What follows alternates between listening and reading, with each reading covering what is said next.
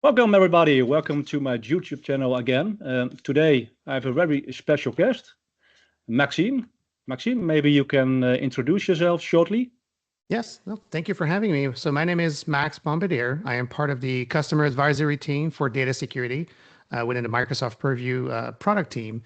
And my work is to help most customers be able to deploy quickly, secure them faster with the suite of solutions that we have across Purview.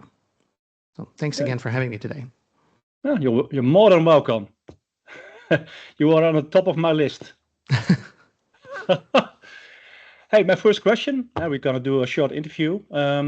What are the first steps an organization should take when starting with Microsoft Purview, and what foundational elements are crucial for success?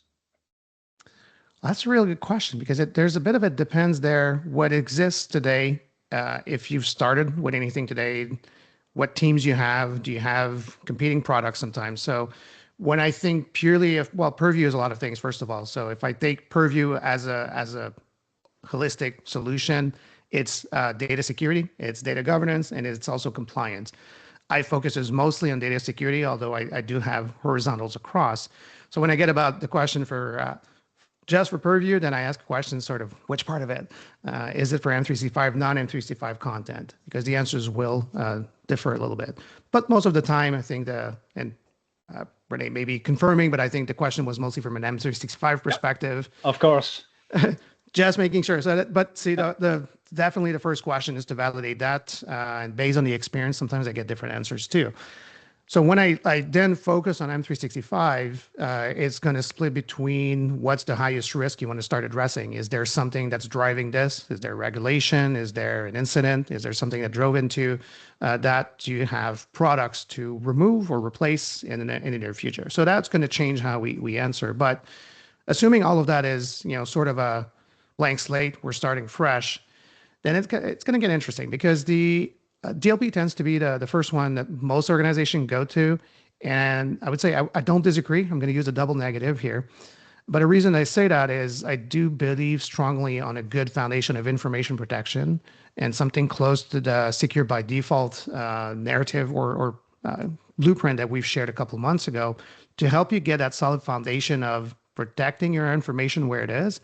So with the secure by default, and then I'm sure we'll have questions and dive deeper into it, but it'll give you that sort of good starting point. If you don't know where to go, this is where I would absolutely start because it'll set you up for how you should plan training your users on the right thing. So I'll pause here just to follow up questions first, but that would be my first go-to. Yeah. I think always it also depends on the maturity of an organization. Also, the license model, and do you have a migration upfront? Are you going to migrate data to N365 and a lot more? But it is. And what I would add to this is when I think of migration, it mostly is about DLP in context of the three solutions between data loss prevention, DLP, MIP, which is information protection, and the third one is insider risk management, IRM, which I know we had that acronym for something else before. But IRM in context of today is insider risk. And most of them from a migration is DLP, most often for emails or devices, endpoint. And it will adapt, obviously, how to attack the problem. Hey, where do I start? For sure. It's going to give you that sort of anchor point. But the parting note I would say for this is to consider leveraging what's best across Purview data security and not just as is migration. And again, we can dive deeper in that too. Oh, true. How does Microsoft help guide customers in identifying the right use cases for Microsoft Purview within their organization? Well, that's interesting. We have both documentation and in products. So I would say if I start with documentation first, for sure, most of the documentation is, first of all, what is on Learn. I would say it starts at the level of what is the feature, what is the products, and that's more of an explanation for you to ideate yourself. However, we have a number of scenarios that are existing in DLP, for example, has a few, I think there's like 15 scenarios described on how to configure something very tactical. I want to do quarantining of labeled files, like it gets finite to these. Those give you sort of a, from the basics to the extreme, I would say, of cases. We're also addressing the gap in between on giving you these blueprints. So secure by default was a good one. But if I think of across the board, we're working on additional blueprints to show where you should start if you're thinking DLP first. If you're thinking, so secure by default was, I would say, MIP first with a color for DLP and IRM, but then the other one's going to be focused on DLP. That's going to be upcoming in the new year. And we're thinking of the other products. So insider risk will have its own. And then we're going to go down into more scenarios such as reducing false positive with advanced classifier. And we'll get to the more in depth in Purview. So I would start with those. Those are blueprints are really the guiding points. Then in terms of assistant, and I said in product, sorry. In product is the other piece that we have, and we've recently announced at Ignite both DSPM or Data Security Posture Management and DSPM for AI. Those gives you a great starting point in product to know about potential gaps that you have in your protection policies. They offer one-click creation, policy creation. And those would be a really, really good starting point. If you don't know what you don't know about your environment, DSPM for AI or DSPM will be a great place to start. True. And I hear you say the word secure by default. Can you tell us a little bit more about that? Yes. So that came to be for a few reasons, actually. And the foremost in my head was to reframe the narrative about labeling today. When we think of labeling, a lot of organizations have been, sometimes it takes months, if not years, to deploy labeling at the organization. And even then, you would look at how much is labeled with protection, and it tends to be in the one-digit percentage, often less than 3% of labeling. And when you look at the labeling, if I just sort of the basis of why, labeling is super important because it's a sticker. It's an organizational sticker that says, it's confidential, it's highly confidential. You can have multiple labels. I would try to keep it simple, but in the essence of it, at the base minimum, that's what this is. But that sticker is an anchor for you to leverage in policies. So then you can have DLP policies on content is labeled, content is not labeled. I don't even have to inspect the content. Already, if you know it's internal, why inspect the content? It's internal. You shouldn't allow sharing on it. So it gives you that sort of starting point. And then you can even beyond that on the protection, you can go all the way to dynamic watermarking, access control. You can limit, even if the information exfiltrate outside, you can still protect it. So you can go all the way across with labeling. And the reason for Secure by Default to switch, I said there's multiple reasons. The other one was our Secure Future initiative at Microsoft, SFI, where it became a basis on how we're doing it at Microsoft too. So conceptually, to keep it simple, and there's visuals, we can share the link at the, well, I believe in the comments after that in the description, we'll share the link to the blueprint.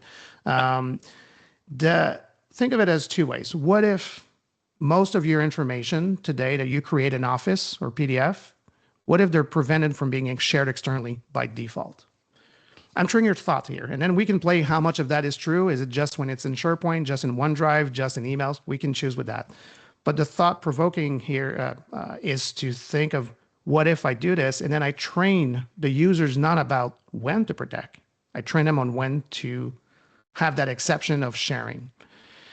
And training is tough with users, especially about security. What is secured for you may not be the same thing for me. If I just need to think about when to secure, it's a tough job for everybody to know when to secure. So when we think about this, what if I do secure by default and then make you choose when you need to unsecure it? And then that's the true power here, because the labeling piece, and that's why I said secure by default for starters, even if you don't encrypt, if you just have a basis of, I go in SharePoint, I save a file, boom, it's confidential, all employees by default, there's DLP, and then the user must make a choice before sharing it outside. You've already reduced your surface of attack of exfil in this context by a lot. You can add encryption later, like start small and grow. But that's essentially the big basis of it. It's changing how and why we train users, and it's really to train them on exception. Yeah, true. And when we talk about labeling, would your starting point be manual labeling or just use automatic labeling? I often start with manual labeling. Why? Because the end user knows, hey, I have to think about this first before I share this information without the organization. And if I do it automatically, the end user doesn't have to think about it. I'll say there's a third option. And so Enlightening I me. would say, yeah. So first of all of the above are the right answer if it's right for that organization. So my answers will be what should fit most, or at least, again, thought-provoking about how to do it. The challenge with manual labeling is twofold. It goes back to my comment about users, what is confidential to them, or to you and I may be different. Or an executive might say everything I do is super high confidential. So the nuance about what that term means to each individual is different, which is a bad thing in security, because you don't want to have that variable there. So the manual labeling as a force itself is a bit of a challenge. That's why we've had this crawl, walk, run approach in the past. The crawl was the manual, then we had suggested labeling, and then we have auto labeling. Again, it's a good strategy. If it works for you, keep it. And the alternative is if you look at how many labels you have that are truly secured, because most of the manual labeling will be, as a human being, we're always going to pick the same label. Like it's just a default behavior we have as humans. It's like, what's the label that seems to make sense for me? I'm going to pick that. The first challenge that this creates technologically, manual label today is the highest priority label. I do not have any means today to auto change that label. So if I do detect some sensitivity of the content, I'm not relying on auto labeling to go and add a higher priority label, because manual is the top. So at least for today. So that's one issue that I try to avoid. Manual labeling should be more on the exception. And that's what the piece I wrote in a secure by default. So that's an example of an exception, is if I default to confidential all employee, but I need to share to you, and you're outside of my organization, then I need to change my label to something like general or confidential, any user, unrestricted type thing. Yep. But it's a choice that I make. What's super interesting here is that it forces also, well, not only forces me on a change, but I can monitor that through insider risk management, and then I can have adaptive protection help you protect even more. So I think it is an approach, and it's a valid one. I think the nuance that we get with auto labeling is it forces an organization to have their admins, and you're going to have 1, 2, 5 admins, maybe on MIP, to define all the rules of when you should label higher. I'm trying to raise the bar as label everything confidential, all employees, lower it when needed, and then use auto labeling for higher, like highly confidential type information. Yeah, but I believe there's a problem on the admin side. Why?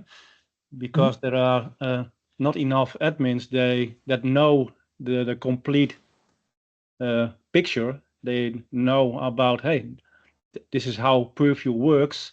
This is Right. how we have to interact with all those information, that all those insights we get. And that's a problem. Every customer I visit, there's a lack on knowledge, on focus, on a lot of more stuff, and that's a problem at the end. It is. I would say it's a byfactor of we keep adding features, and then it gets more complex too. So that's one other thing. If we have a history with a label where it was simpler, and then it became a thing with client-side auto labeling got added, and then protection. And if you look at the label definition as an admin today, you're going to see the label has some protection, has some auto labeling, but then we have auto labeling policies. We have protection policies now. So what you will see over the time is that we'll keep the narrative and we'll adapt the interface to show the label is a sticker. It's an organizational tag, and then we'll move, construct of auto labeling to auto labeling policies and protection policies to protection policies. So it's going to make more sense and make it a bit easier for admins, but I definitely hear you. This is also why I hope, but again, feedback is more than welcome. We keep iterating on a secure by default narrative. It's not the only blueprint that we have. We have 2 today, but we'll have more coming, but we'll keep iterating on those. So anything that we can help to align the sort of order the list of articles that exist on Learn today, the blueprint is meant to give you that list of tasks that an admin should do to meet that goal. Yeah. How important is licensing in unlocking Microsoft Purview full potential? And what should organizations consider when choosing between an E3 or an E5? And in some cases, you need an extra Teams license to protect those meetings, those very important management meetings? I am not a licensing specialist, but I'll give you some pointers. I know licensing is always an interesting conversation at Microsoft. Yeah. I used to joke that if I know the licensing, it probably changed by now. So it can be complex. I would say if we take the first question you had, E3, E5, I would see for compliance and data security and construct, the E3 is sort of your min bar into organization-wide policies. So if I take labeling as the example here, labeling is, you're going to have a client default, a single default. And which reminds me, I said there was a third way to label earlier, and I forgot to mention it. So I'm going to tie into that. So in context of E3, you have a single client default. You have the publishing policies. You can have multiple publishing policy, but for that user, wherever as soon as I open Word, for example, boom, that's my default label. What E5 can do is the mix of auto labeling. So both on the service side. So then you can go back at rest to create rules and go back and find and label content. You can also have default library label, which is the third method, or having what I also call contextual defaults, meaning that SharePoint site, everything that goes in there, that's the default for that site. And this is where you can bridge the gap to label more and more efficiently. And examples I gave you earlier is your client default might be general, quote unquote, and whatever equivalent of general you have. But as soon as you get to SharePoint sites, it's always confidential all employees. So you want to secure more cloud-based files because of regulations. That's what I would do. And that's contextual defaults. And that way you don't run into the challenge of encryption, by the way, for as much for line of business application, because when you open it on the desktop, it's still as general. So those would be the sort of the starting point, and that's an E5 capability. So the mix of E3, E5, of course, I live mostly in the bubble of E5. That's my benefit on my side. But I would say the bar is between organizational wide versus granular control. And then you have some additional capability that did not exist when E3 was introduced. Teams did not exist back then. Endpoint DLP did not exist. So Teams DLP is an E5 measure. There's endpoint DLP is an E5 measure. There's some nuances in how to aggregate alerts, for example, what is present. So the more granular, the more defined you are in your security, that's when E5 is required. And I think you had a question for Teams Premiums too, correct? Yeah, that's right. If you create labels, you can also protect your meetings, but you need a Teams Premium license for it. Correct.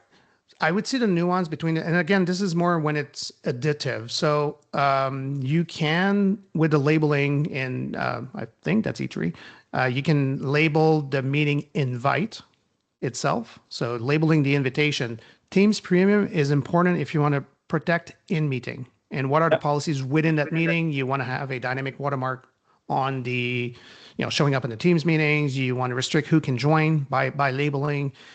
Those kind of measures of in-meeting controls, that's when Teams Premium becomes important. Yeah.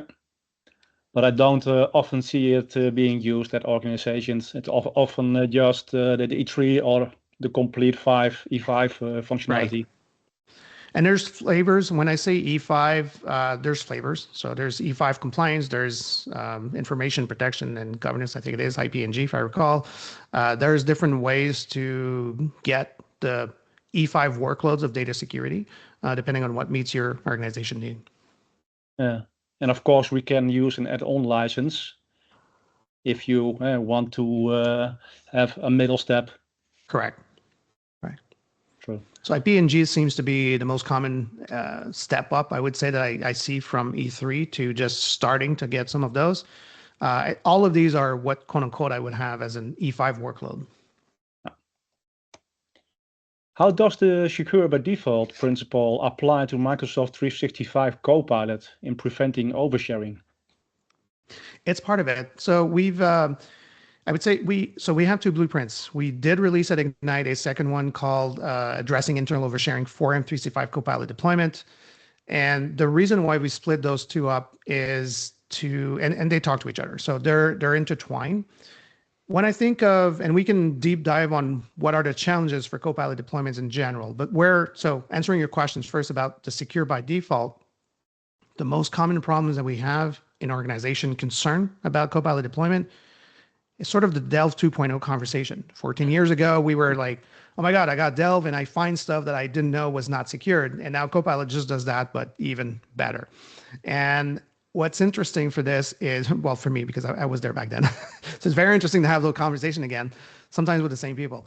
So the challenge has been overshared in SharePoint is typically the culprit here. And it's been shared to triple use or everyone except external users. It's been shared to large security groups that you may have created internally. It is a public site. So for the public site and triple use, by setting the site to private, it removes both of these problems very quickly. Now, an effective method to do that is to use site labeling or container labeling, depending on how long you've been around. So container label, what's interesting with this is it allows you, it's the same label capabilities. I would say in context here, use something like confidential all employees again, and just keeps the same example, and set the site to private and the label, it's forced to private. Now, if we go back with my mantra of training the users on managing an exception, well, instead of leaving it public default as it was before, create site labeling. The default label on site should be something that is private. I'm in data security, so I have the luxury to say, do a screen testing, change everything to that label, and teach users before that, of course, teach users to how to change a label to something that is more open if they need to. So that is one method. It's more of a drastic method. You could agree with that. But once we do this, it helps on the Copilot just making sure you're only seeing what you were supposed to see and have access to. So that would be step number one, and where it links together, where site labeling and secure by default is super important to get you started for M365 Copilot. The second piece of that is once we get to better contextual default, we have more of these labels and auto labeling for higher sensitivity content. For example, you have credentials in an email, you have credentials in a file. Maybe you want this as highly confidential and only recipients only can open it. Then you want to change how it affects for Copilot.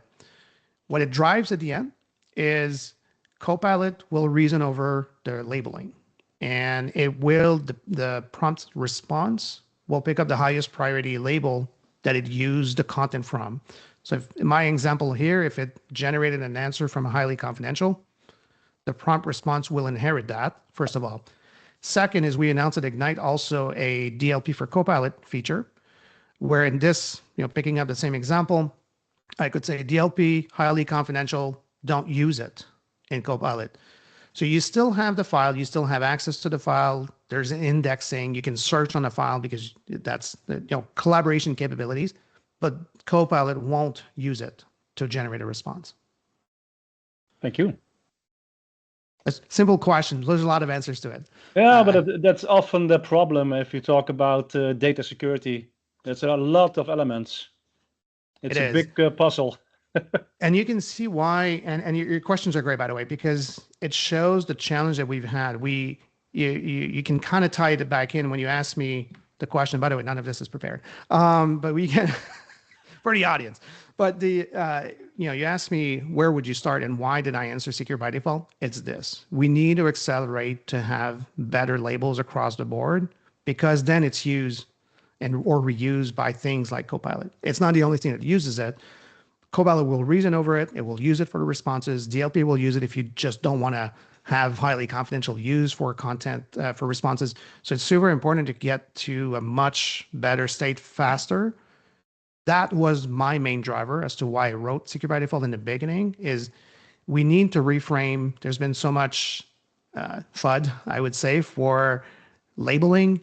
It is a protection mechanism.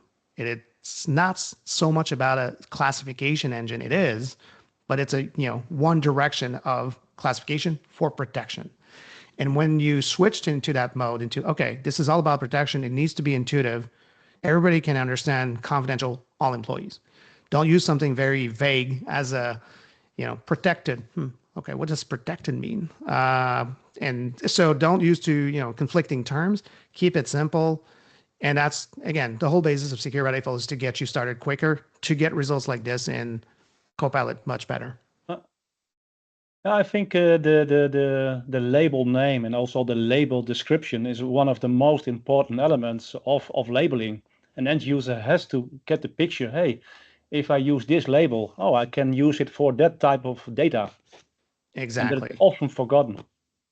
And sometimes I see like confidential and restricted. I'm like, what's the difference? Or protected, restricted, confidential, kind of all means the same thing. Internal, like it's 4 terms that can mean the same thing. Don't have internal, highly, well, not highly internal. That's a bad one.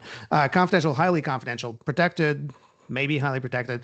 So that's why we tend to go to, or the restricted is another example, but you use the same term with an adjective to say it's more, not just, variation of the same. That makes it confusing to the user.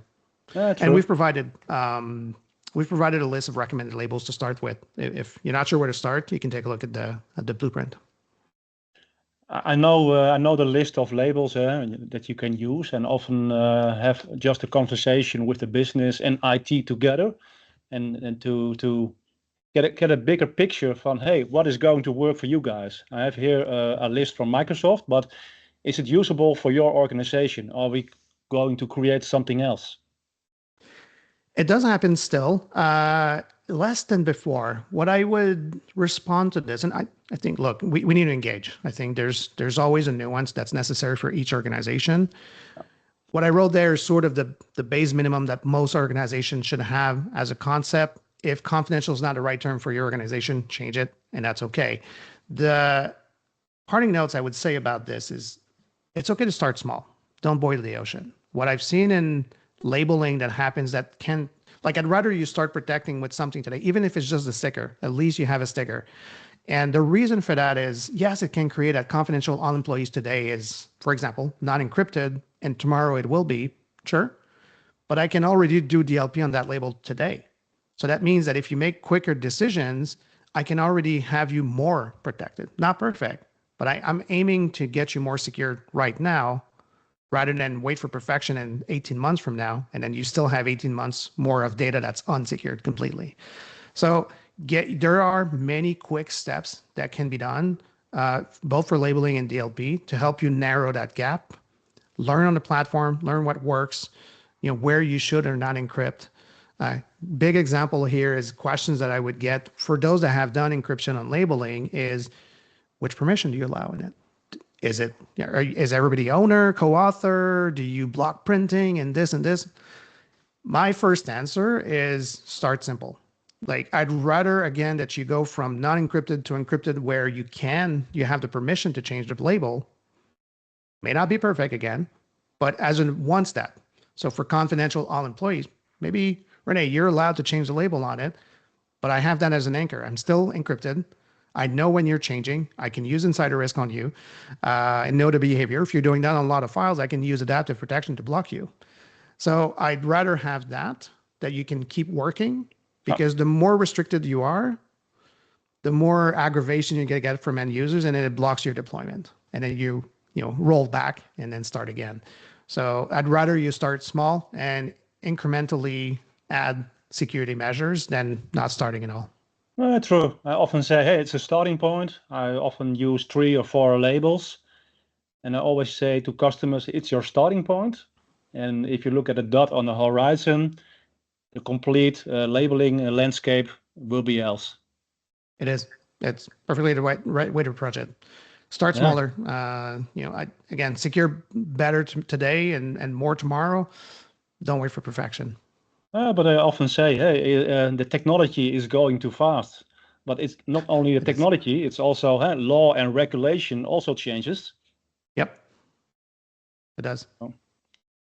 And adoption, it's also a big topic if talking about data security. What role does end user training and awareness play in addressing oversharing risks? It's important that tug between collaboration and security has always been there. Sort of the slider effect of if you pull on one side and then you get the other problems, and we're trying to balance this. similar to the comment, I guess it's a good segue from what we just discussed in the sense that if I get you more secured without causing too much end user friction to begin with, then I have better chance of adoption.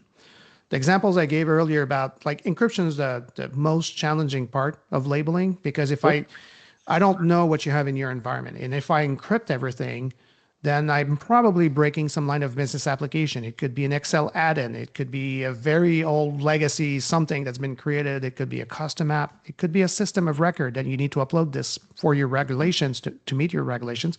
And that system doesn't understand encrypted documents or doesn't understand MIP encrypted documents.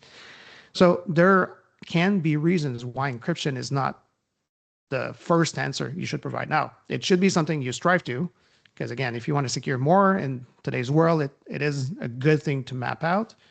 But that, again, going back to the collaboration slider to security, well, what if I do this at least when you save to SharePoint? That's a good starting point, your cloud, and then your other system of records, and whenever you're on desktop, it works fine.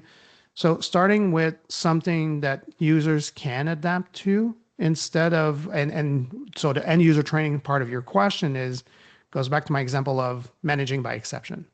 So if I train you on when to unsecure is more effective for human behavior, because now there's an action and a correlation as to why I'm doing this, rather than training you on when to secure, which is very obscure to you, because as a user, but if I secure it, I'm going to be restricted to do what I need to do. So I'll just never do it. So it's more of it's a very interesting, more psychology thing of training in this step. But it's definitely more powerful to train when a user needs to do something. They'll remember how to do it. So communication is key for that. Communicating that there's change, preparing your support team, because even if you communicate, not everybody reads it. Making sure the support team is ready to point to the article, the documentation says, here's what you need to do. But yes, definitely is key. Just make sure what you train them on.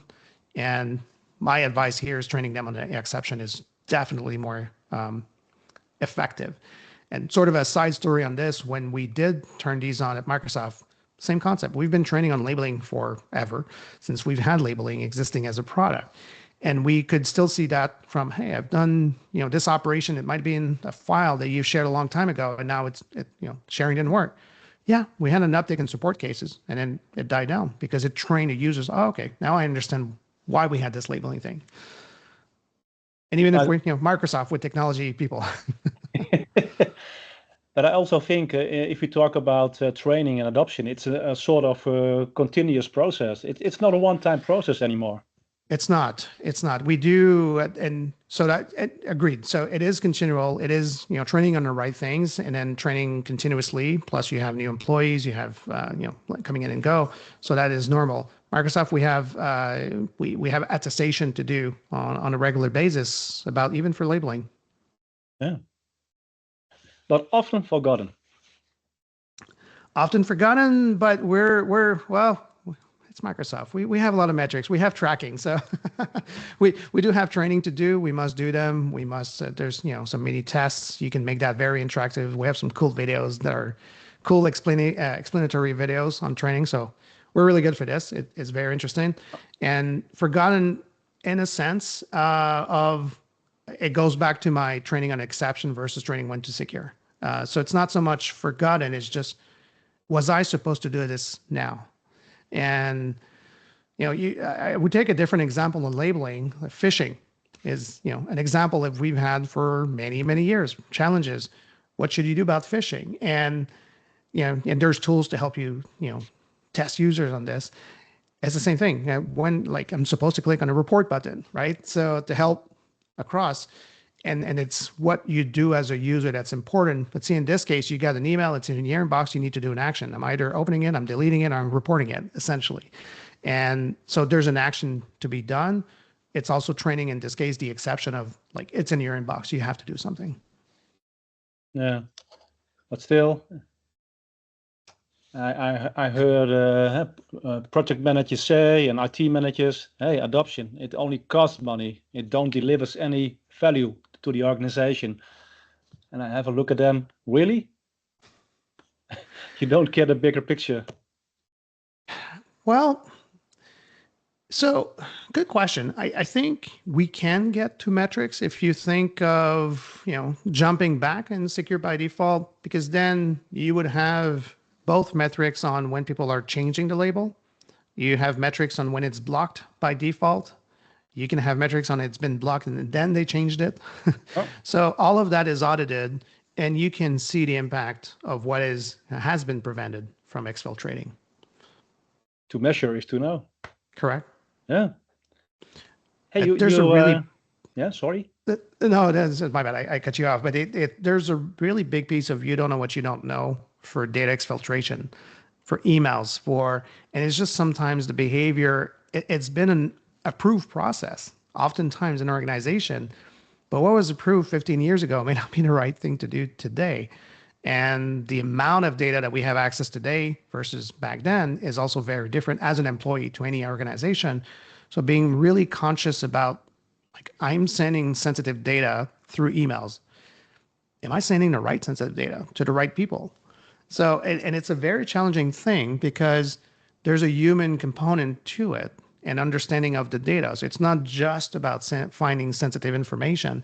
So when you start training on just better hygiene of sharing data, it start trickling down into, like, just as like for the, I call this enterprise guardrails. You're keeping honest users honest. Yes, you're trying to find the malicious ones too and block them. But the most of the exfils are actually from legitimate users. Whether it's a stolen credential or not, that's a different conversation. But at the end of the day, it's still a legitimate user doing legitimate work, or just sending it to the right place. So forcing that thinking before sharing is a good thing to start bringing. Yeah. It's also my opinion. Great. You answered a lot of good questions from my side, and I have a last one for you. Can you share your tip of the day for us? And then regarding to Microsoft Purview, of course. Oh, that's the wow, that's a difficult good one. one. That's a good one. I think keeping it back. So I think secure by default, obviously, but no, but I've said that enough on this call. Take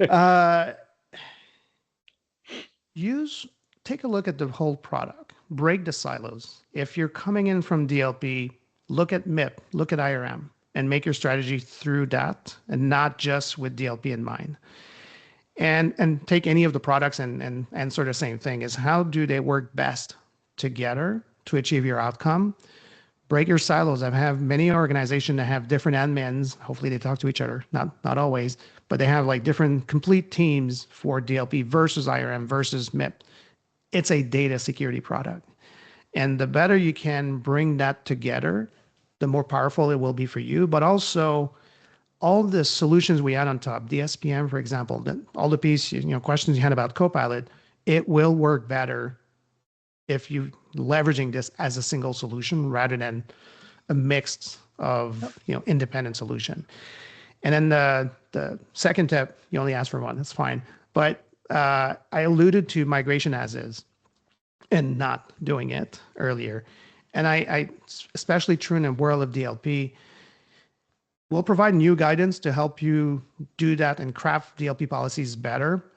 But it's very interesting when I see hundreds of policies being migrated from other tools just as is, and it might have been the best way to define those policies in a separate tool. It's an opportunity when you migrate for two reasons. So first of all, use what's best again from the platform. Maybe there's a different way of doing it.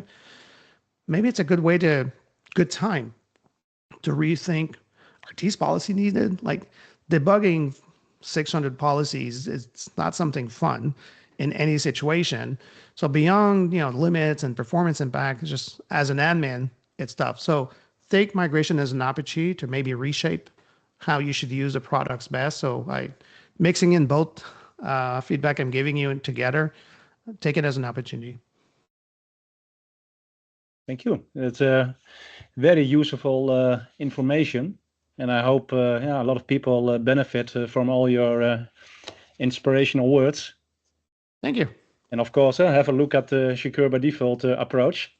Yes, and we'll link those up, and we're happy to look at the comments, see which other blueprints would be important. We'll share both blueprints. We have the M365 for Copilot 1 addressing internal oversharing for it. That's been released at Ignite. So 2 very popular blueprints right now. Very looking forward to the DLP1. Stay tuned on when that gets released. So far, it's interesting. You'll see a different view on just getting more visuals on complex topics sometimes. But yeah, stay tuned for more. But I'm happy to read comments to see what else you would like us to, or some scenarios you would like us to tackle. Great. Thank you. Welcome. Thanks for having me again.